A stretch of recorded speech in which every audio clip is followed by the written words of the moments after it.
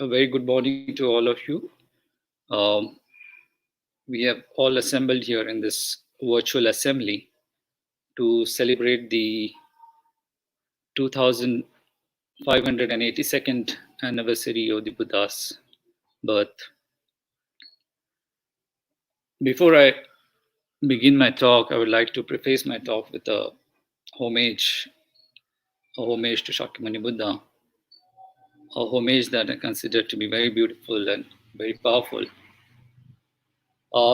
It is a homage that Arya Nagarjuna makes to Shakyamuni Buddha at the start of his commentary called the Mula Madhyama Karika. So in the commentary, Arya Nagarjuna writes,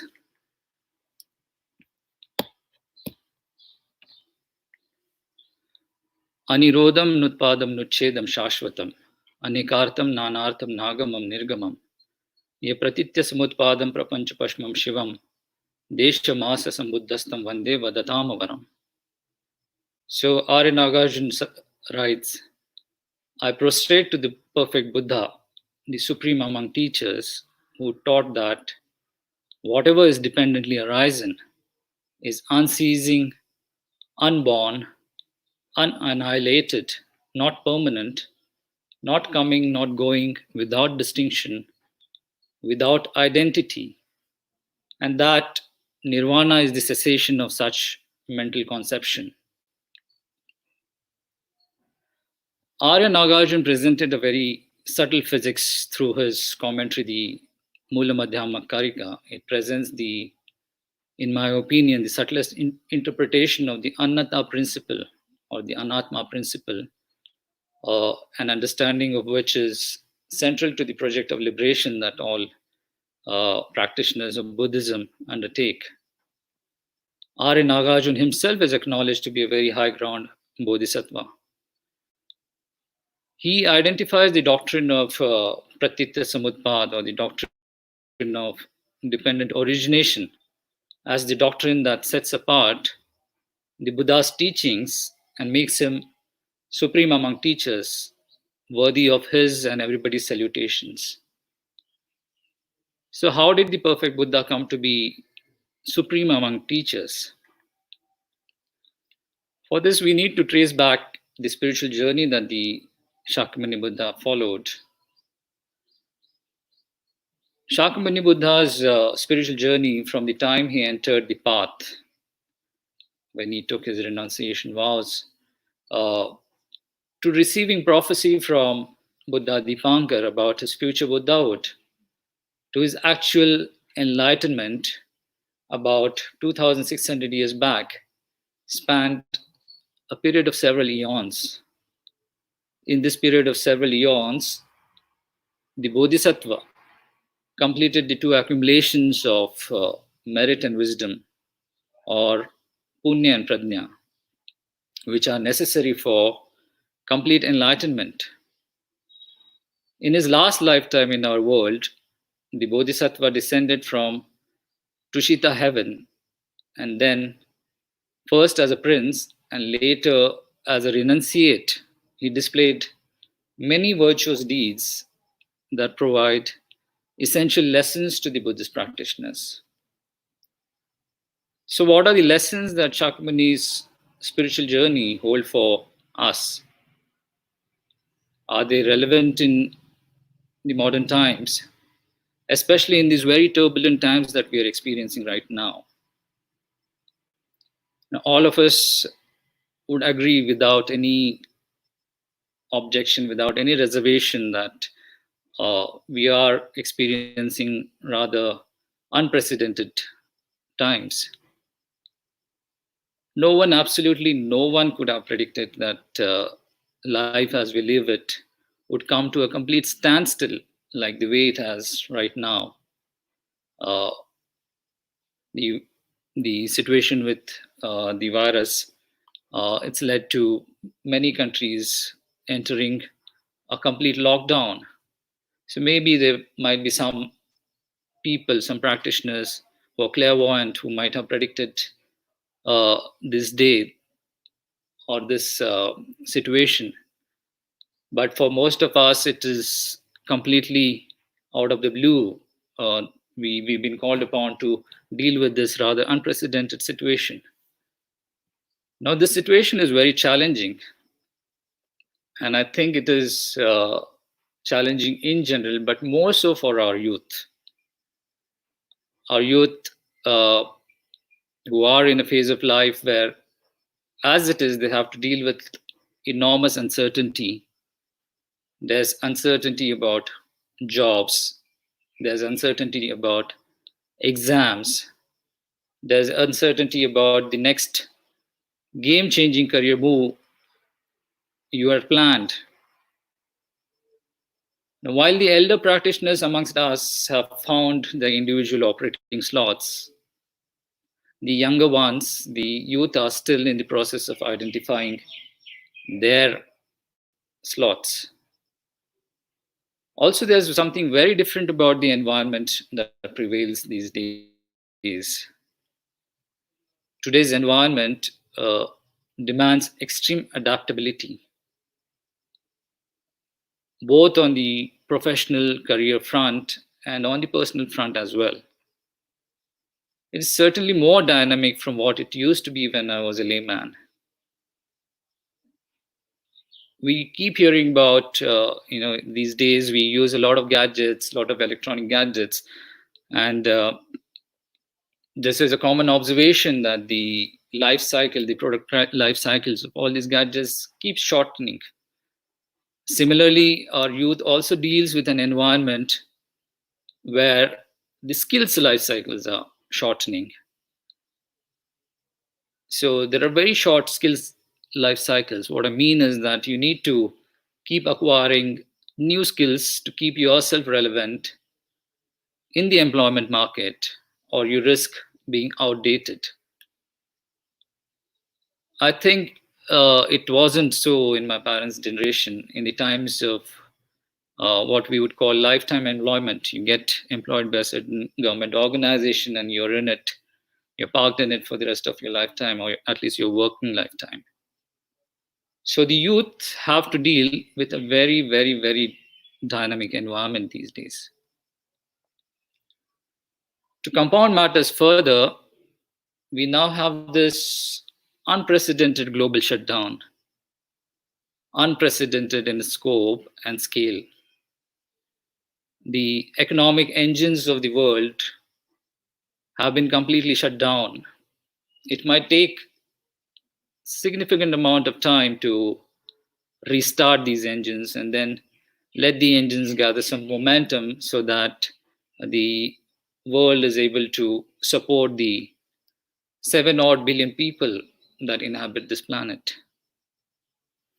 So these are rather unprecedented times, and unprecedented times impose a lot of unprecedented uncertainty for the youth. So how does one deal with this unprecedented uncertainty and the anxiety that it leads to? Does spirituality have anything to offer to deal with this uncertainty? In particular, are there any lessons or instructions that Shakyamuni Buddha's life has for all of us? So before we look at that, let us take a step back and examine the value that spirituality brings. And before that, before we examine what value the spiritual path brings and what it has to offer to us, let us first discuss what exactly is it that we need. What is necessary for us to deal confidently with this kind of uncertain times, with this kind of uncertain, unprecedented uncertainty. So what we need is, we need a shock absorber that deflects the initial impact of these kind of unprecedented uncertainties. We need a very potent security shield.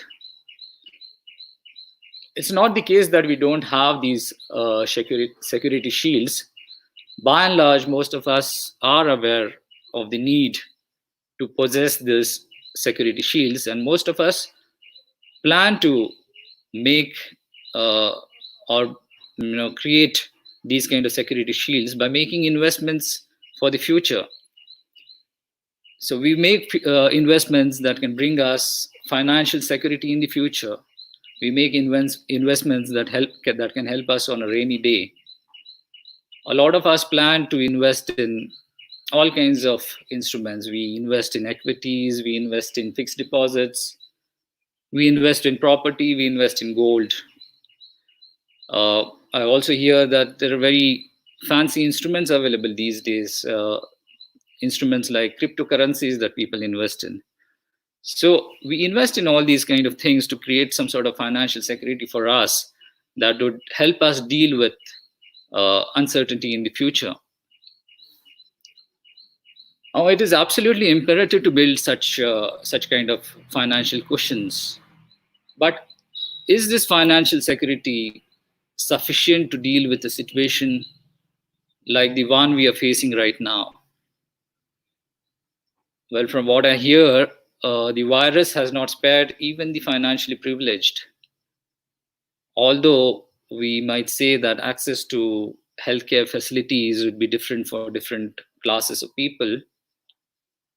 But the point is, money itself will not buy you an exception from the coronavirus. The virus is egalitarian, it practices no discrimination. So, if financial security is not sufficient, what else do we need? Physical fitness, I would say it's useful, but it still does not assure immunity from the virus. There are several cases of very fit people who have caught the infection. I hear that patient 0 in Italy, I'm told, is a very physically fit person. Now let's assume that you have physical immunity against such viruses. Even then, it won't be sufficient to ensure your well-being. Your physical immunity will not extend to your dear ones. How would you deal with the situation where your dear ones get infected? So physical fitness would be helpful but not sufficient. What would you need then? You would need some sort of an emotional, psychological immunity too. You would also need some sort of a mental, cognitive immunity to understand how exactly this situation is affecting you, to understand the nature of the situation before you can identify what the solution is to deal with the situation. So you get the point. When we talked about the security shield, this shield would need to be multidimensional. You need this shield to provide you financial security, physical strength, but in addition to this, for the shield to be effective, your portfolio of investments also needs to cover investments in building other assets. What are these other assets that I'm talking about? As I mentioned briefly, the other assets would be mental, cognitive, or intellectual assets. The other category would be emotional, psychological assets, and a broad category called the spiritual assets. So now when you think about this security shield, it will be truly multidimensional. It would have the dimension of financial security, it has physical security, physical strength. Then it would have the dimension of mental, cognitive, intellectual assets. You would have emotional, psychological assets for you to access, and you would have a broad category of spiritual assets to deal with. So for complete immunity against any adversity, not just the present adversity that we are facing, you would need a portfolio that covers or extends to all these different categories of assets that I just mentioned.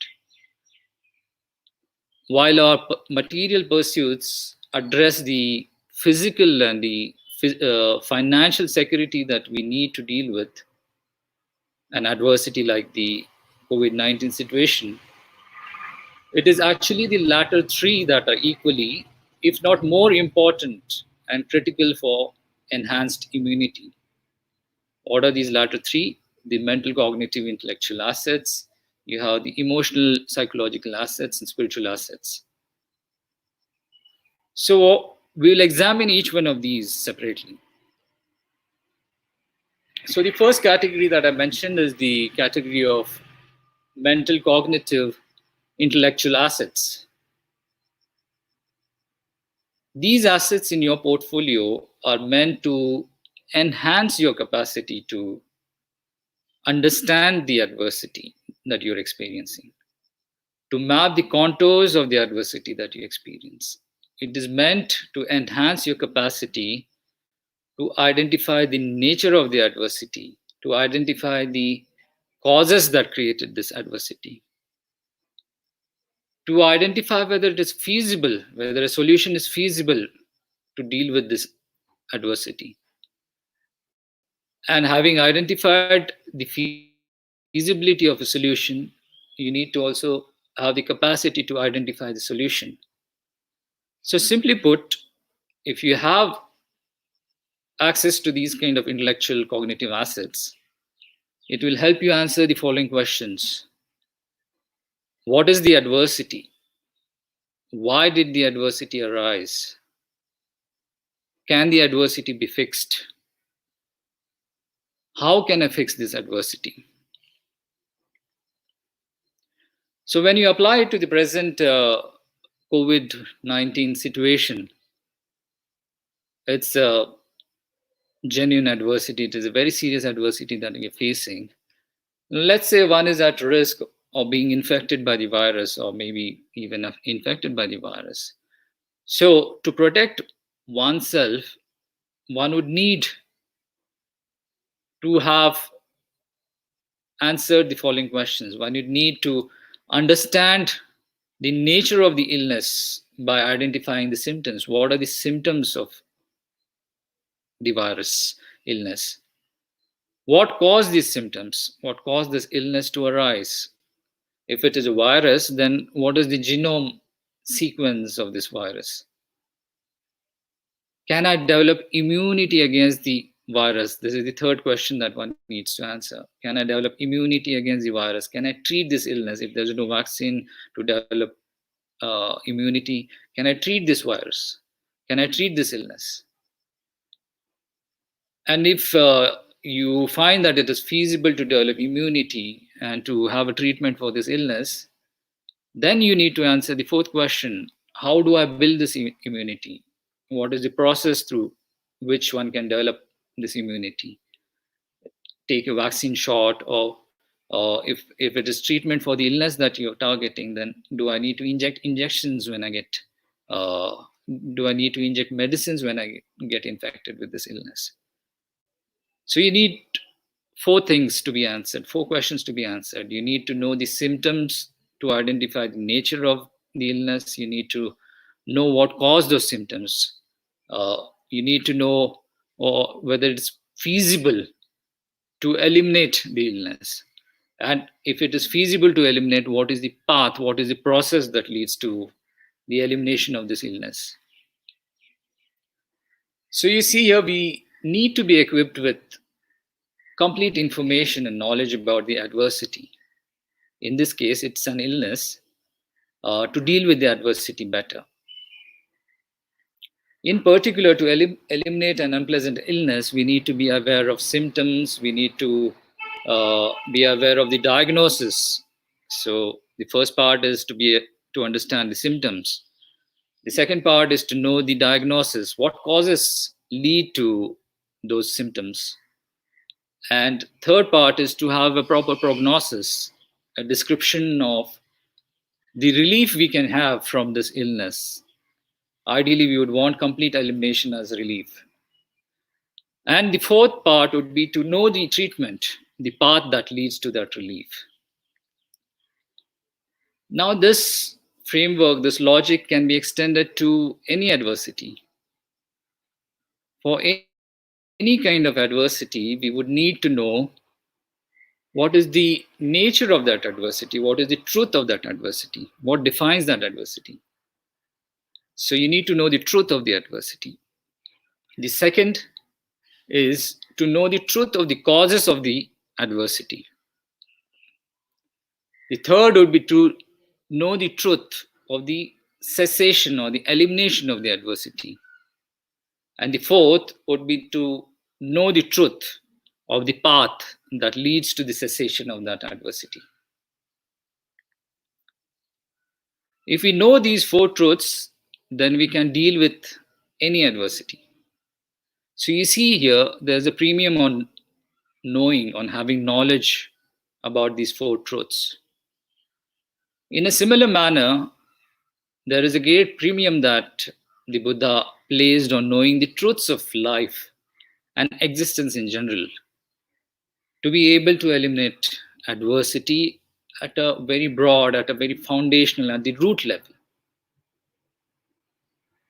Here we talked about a specific kind of adversity. Now you're extending the same framework to understand how adversities in general can be eliminated at its root, at their root. So the Buddha talked about some specific truths of life and existence. What are these truths? Now these truths are generally referred to as the Four Noble Truths. And the Buddha says this about our samsaric existence. He says, our existence is in the nature of suffering. So here he says, our existence is characterized by suffering, which has the following three symptoms. There are the three kinds of suffering, which are the three symptoms that characterize our suffering. So what are the three kinds of suffering? The first one is the suffering of suffering. The second one is what is called the suffering of change. And the third one is called all-pervasive suffering. It's the last category which is rather important, and it kind of distinguishes the Buddhist understanding of suffering as opposed to the general understanding of suffering.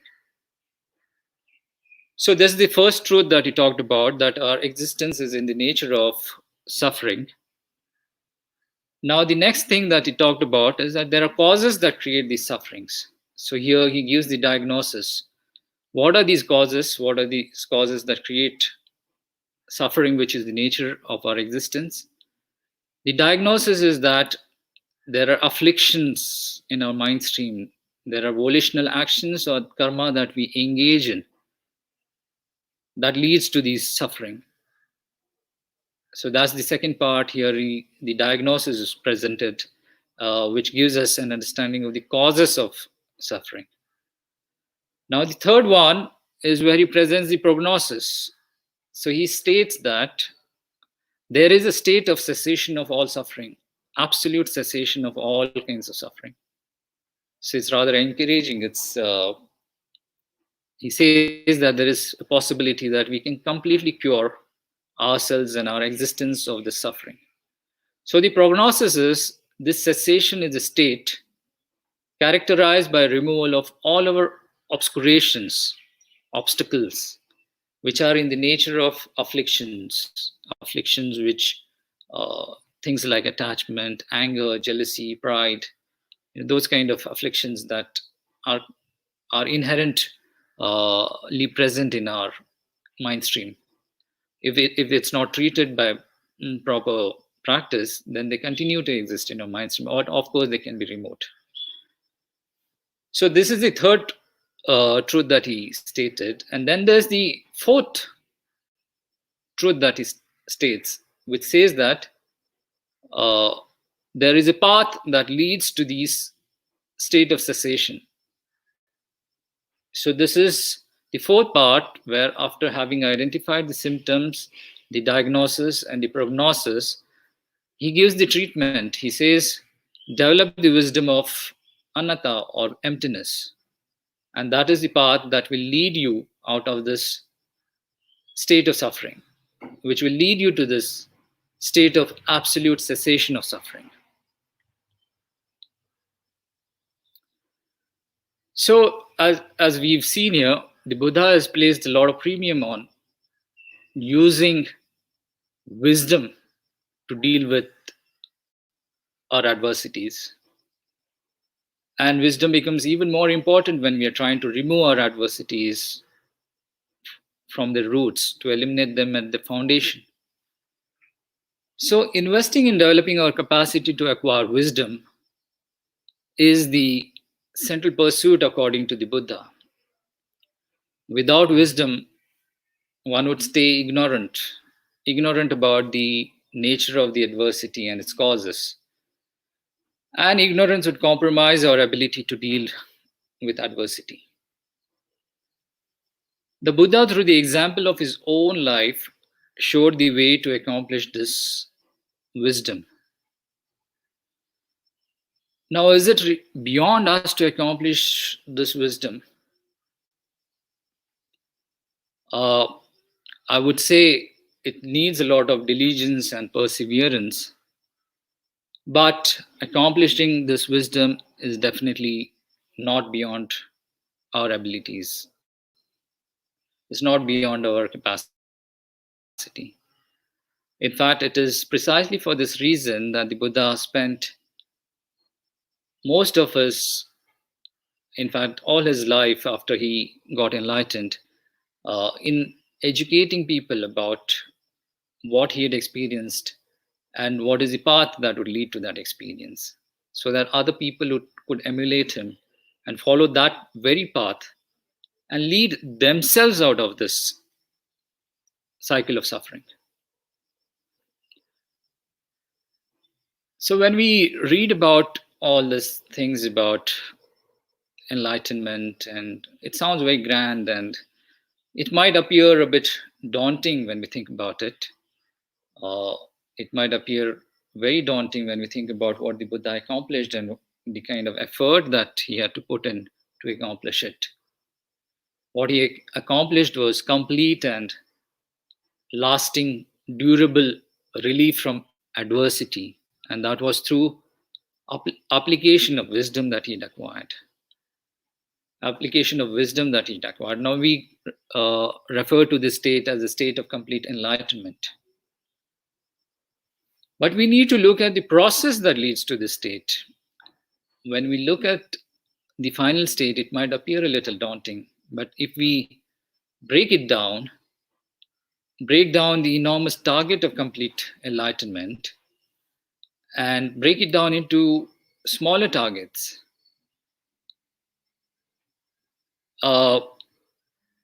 then we will be able to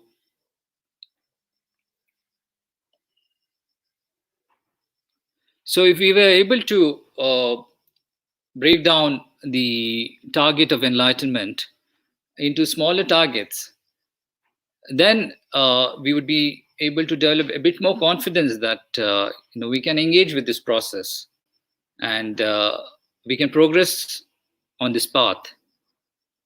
So when we break down this grand target of complete enlightenment into smaller targets, maybe we can call them micro enlightenment, it will certainly infuse us with a lot more confidence that we too can work constructively on this path and actualize the same kind of durable happiness that the Buddha experienced. Now, we talked about these micro enlightenments, but what would be the first step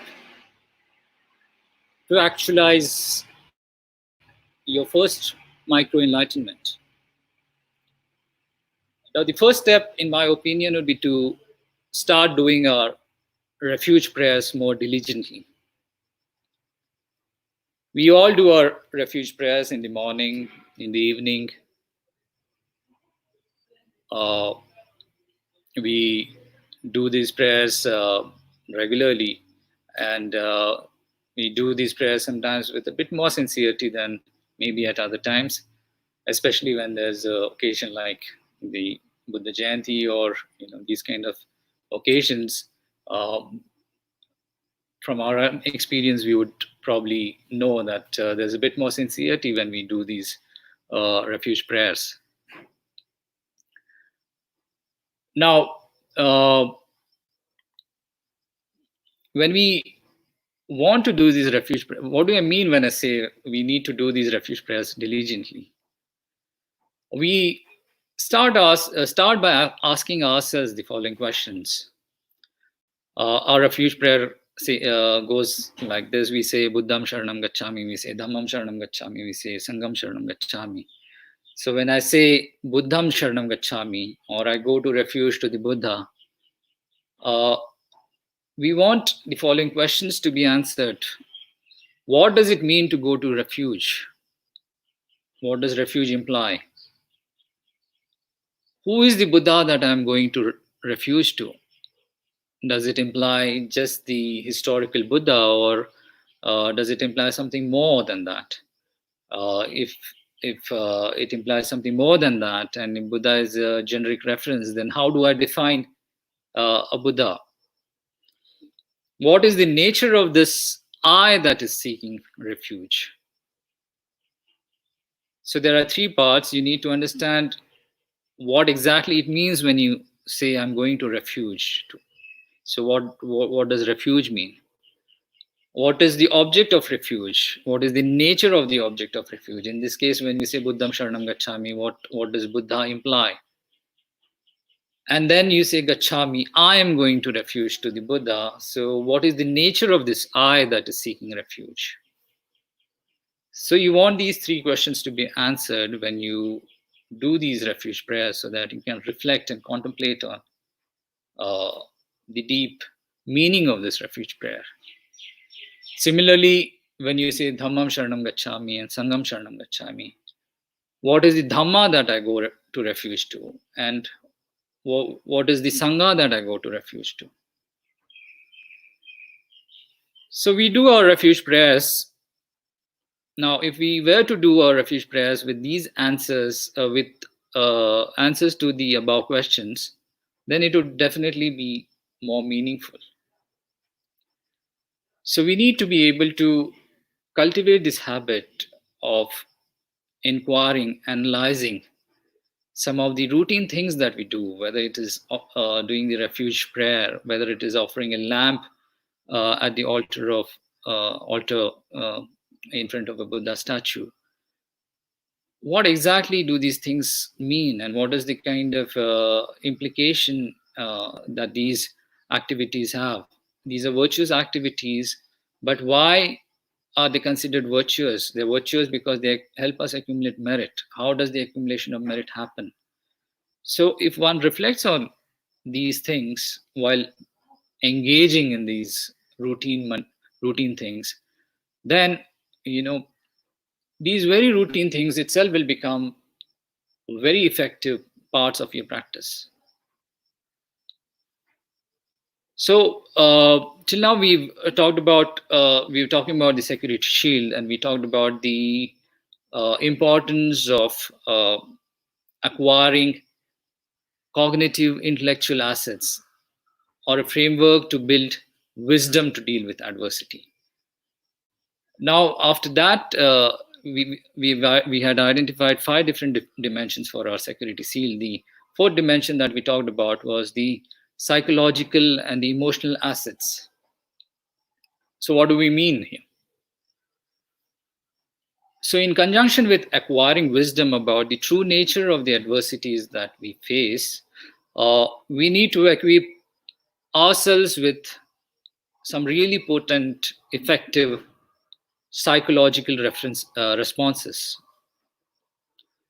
The Buddha taught us several tools to help us develop this capacity.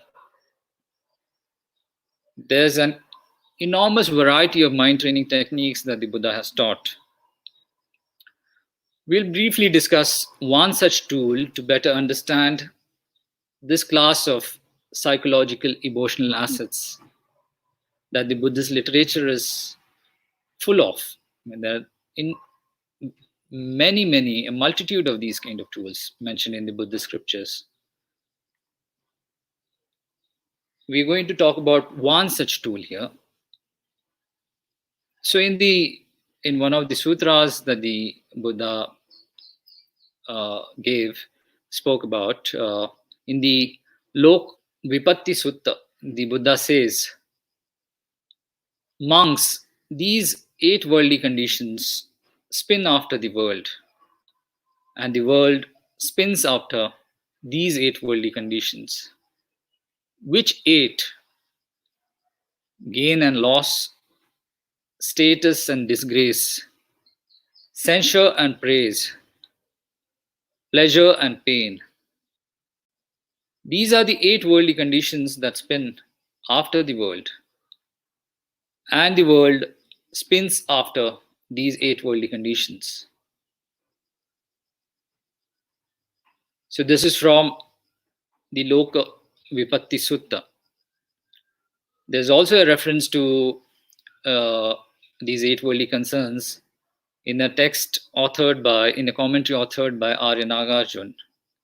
He authored a text called A Letter to a Friend, which is actually an advice that he gave to one of his friends, king from ancient India. So even in that text, these 8 worldly concerns are elaborated on by Arya Nagarjun. So what are these 8 worldly concerns? There are 2 sets, a set that we want. So there are 2 sets of 4 each. So there's a set that we want to embrace, we want to espouse, we crave for. And then there is the other set that we want to distance ourselves from.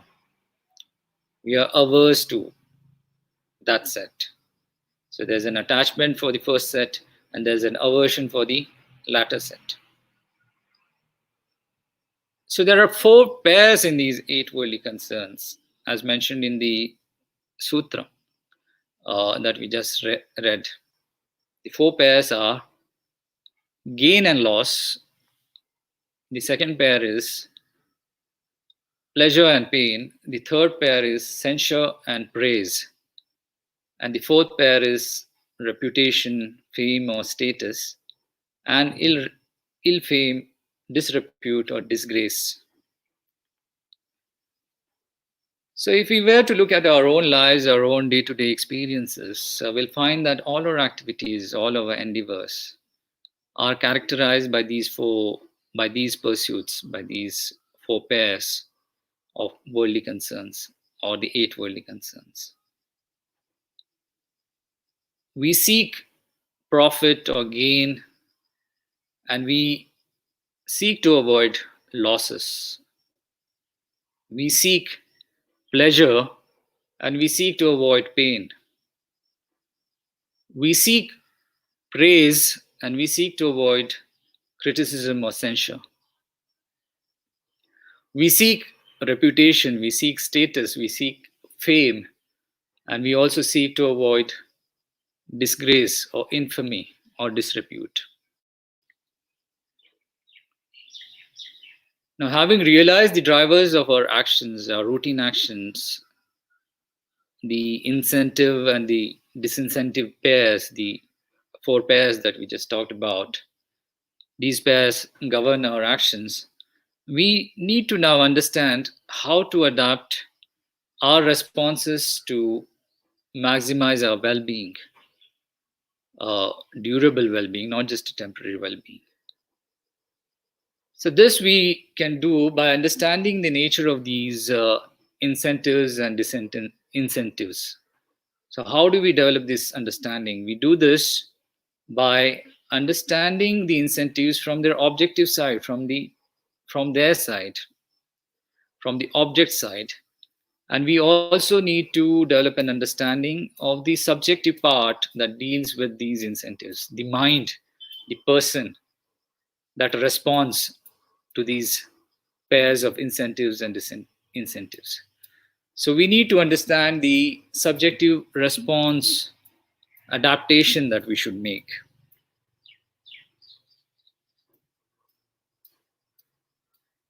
Now, we talked about the 4 pairs, and you would know from your own experience that there are plenty of objective reasons to be unhappy.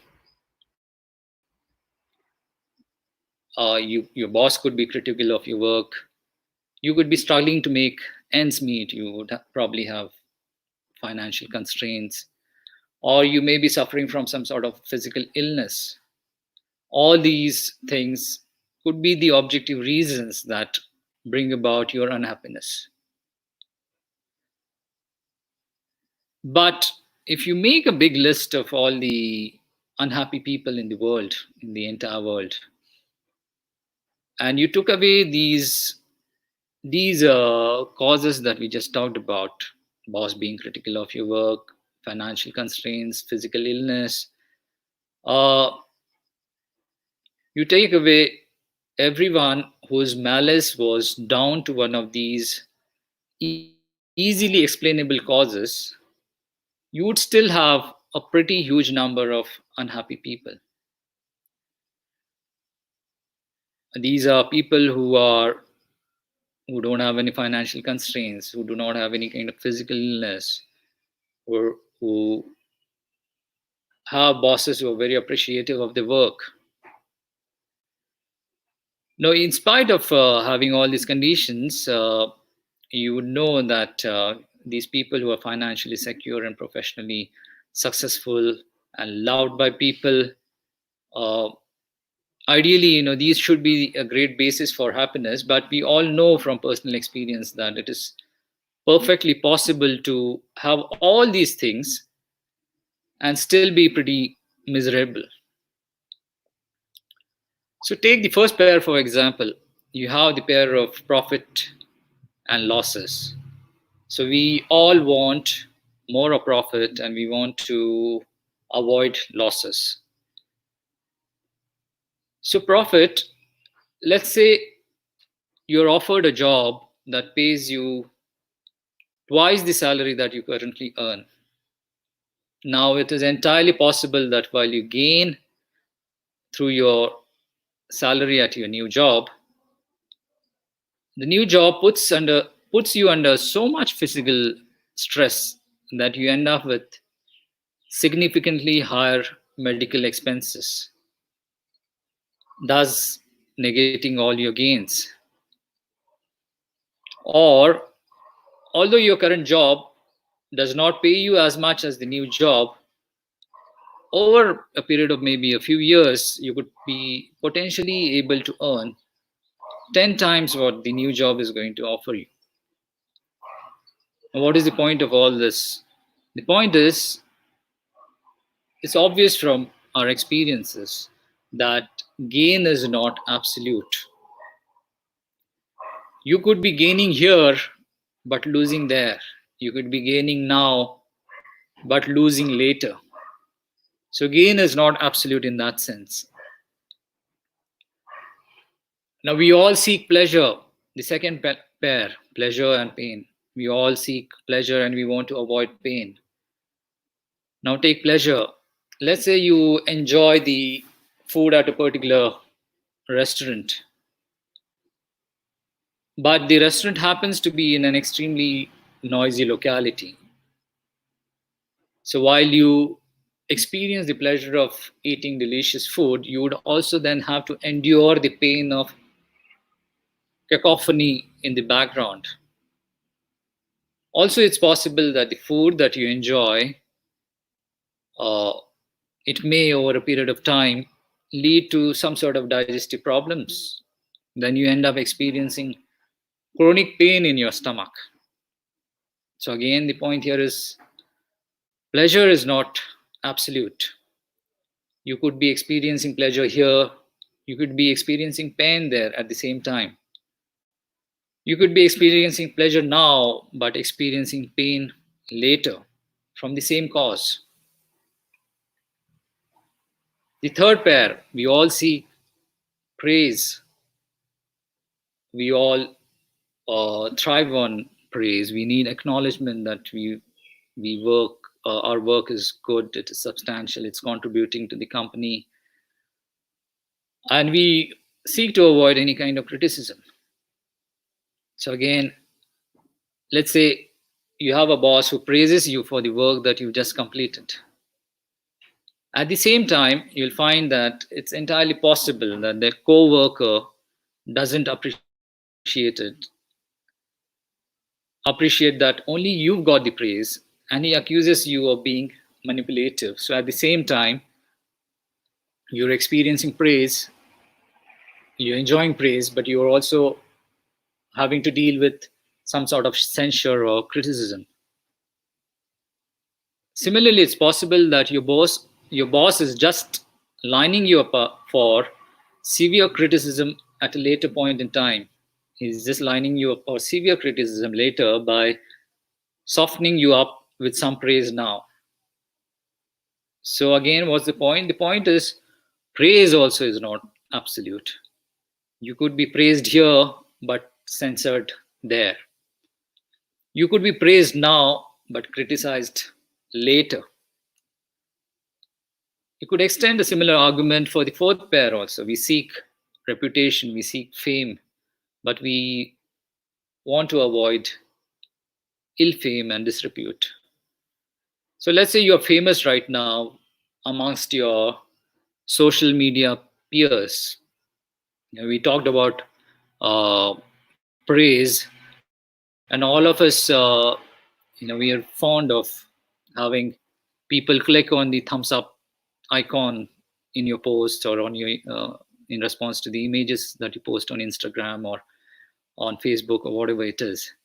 We seek some sort of acknowledgement from our social media peers. Now, let's say you're famous right now amongst your social media peers. You're seen as an influencer. But it's possible that it puts you under a lot of stress to maintain this reputation. And although you might want to change something in your life later, you can't, because you obtained a certain kind of reputation because of your status as an influencer. You can't change anything that would compromise your status as an influencer. If you change something, you would lose your status as an influencer. So again, you find that the point here is that fame again is not absolute. You could be famous now, but that very fame could convert into infamy later. You could be infamous later.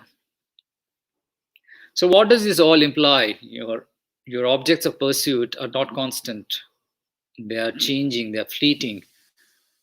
And when they are exhausted, you find that your well-being could also be exhausted. So let's say this praise that brings you a lot of well-being right now, when the praise exhausts itself, when it either changes to a neutral state or it changes to criticism, that well-being is replaced by a feeling of unhappiness. So you exhaust your well-being. So this well-being is based on external stimuli. It is conditioned by stimuli which are changing, which are not absolute. These stimuli have a fleeting nature. As such, although we would want to fix these incentives and make them perpetual, or at least prolong them, this will be a futile exercise. We know it from experience. We can't have a state where you continue to be praised forever in perpetuity. You can't have a state where you are famous in perpetuity. So we know it from experience. Let's say I want to prolong the experience I enjoy when I hear myself praised. I would most likely have to surround myself with perpetual yes men. And that is not very constructive. So you see, if you invest in fixing these stimuli, these incentives, in trying to make them perpetual or prolong their existence, we know from our experience that it would require enormous amount of investment of energy and resources from our side to be able to do that, and it is practically impossible for most of us. So what do I do now? I have this realization about the fleeting nature of the incentives that I seek and the disincentives that I want to distance myself from. So having realized the fleeting nature of these incentives, these stimuli, I need to adapt my subjective response. I understand the objective reality there, the objective nature of those stimuli. Now I need to adapt the subjective response of my mind, of myself. So I realize the fleeting nature of the stimuli, and I resolve to not get excited when I have profit, nor would I get dismayed when I have a loss. So I resolve to not get excited when I have pleasure, nor to get dismayed when I have pain. I resolve to not get excited when I am praised, nor would I get dismayed when I am criticized. I resolve to not get excited when I am famous, nor would I get dismayed when I am infamous. Now, this adaptation of the mind leads to a response that we can call as equanimity. So there's equanimity with respect to the 8 worldly concerns. So we kind of reach a state where there's a balance that our response has, whether it's confronted with criticism or whether it is enjoying praise, whether it is confronted with loss or it is enjoying the benefits of profit. So we need to invest in building this kind of, in developing this state of equanimity. Now, along with this subjective adaptation, which leads to the state of equanimity with respect to the 8 worldly concerns, one would also want to realize the transient nature of the experiencer himself, the transient nature of the mind, the transient nature of the being that experiences these incentives and disincentives. So the experiencing subject too is not solid, it is transient. Thus, by realizing the lack of absolute nature in both the objective stimuli and the subjective experiencer, we would be able to dilute the obsession that we have towards embracing or acquiring the incentives and distancing ourselves from the disincentives. If we examine Buddhist literature, we'll find such and similar tools to help us develop a foundational wisdom-based immunity against adversity. So we talked about the need to identify the 8 worldly concerns and to renounce these 8 worldly concerns based on wisdom. So here you see that there's some sort of a very foundational wisdom-based defense or immunity that we have developed to deal with adversity. Now, there are other tools also. There are things like the 8 verses of mind training. Then we talk about the 8-fold noble path. There are very many tools that the Buddhist literature is it's full of, and we can identify these tools to be able to properly develop the psychological, emotional defense asset that we talked about when we talked about the security shield. Okay, now having talked about the security shield and the different dimensions that this security shield needs to be endowed with, now comes the question: how do we go about doing it, and whether we can do it? I would assume that most of the people in the audience are relatively young, and there is a substantial reserve of energy that all of you have. And again, while there may be differences in the material resources that we are individually endowed with, Generally speaking, we are all relatively economically secure. And all of us live in relatively peaceful environments, devoid of any major violent conflicts. We are endowed with health and have strong physical faculties. And most importantly, we are endowed with intelligence and the capacity to analyze. Now, take a look around yourself. Ask, we can ask ourselves how many people in this world are fortunate to be endowed with all these conditions and also have the fortune of being in an environment where spirituality is still active. We will realize that there are not that many in this world who have all these conditions available to them. So we are very fortunate, and one needs to remind oneself about the great fortune that we are endowed with. And because we are so fortunate, it is also absolutely imperative that we uh, realize that we need to put this good fortune to proper use. What is the proper use? As we discussed, we need to create the security shield.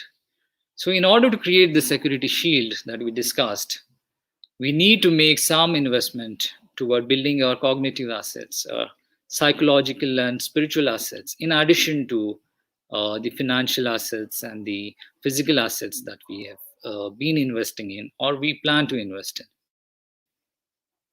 Now, in order to create these kind of cognitive assets and psychological assets, we need to make a certain amount of investment.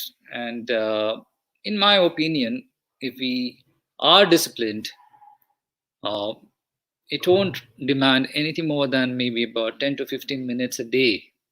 So we can definitely spare from our daily routines, spare about 10 to 15 minutes a day in this direction.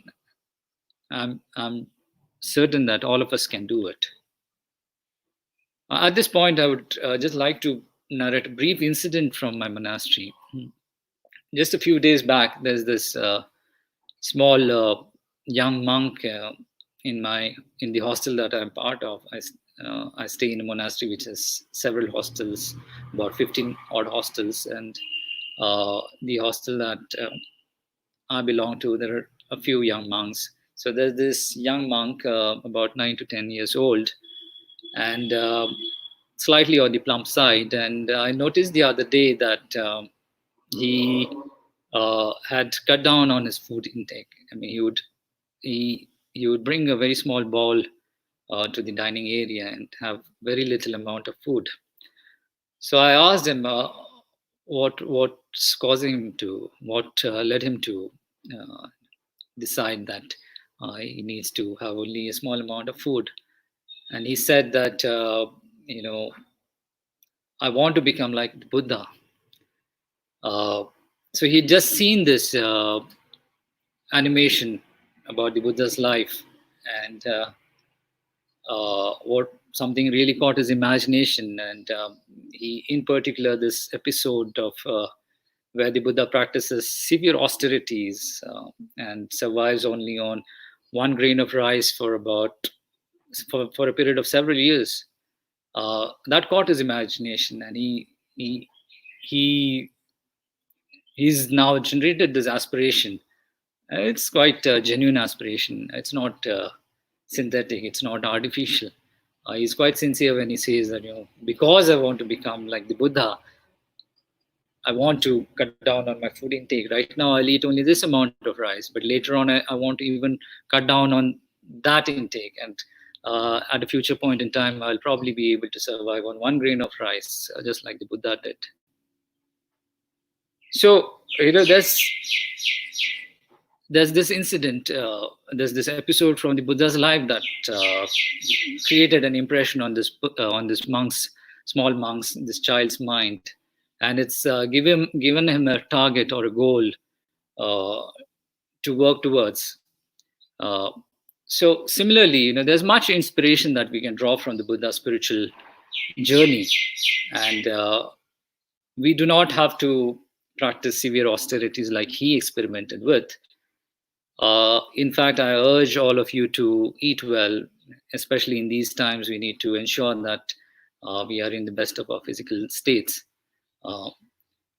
But maybe we just need to add a small dose of wisdom to our diets.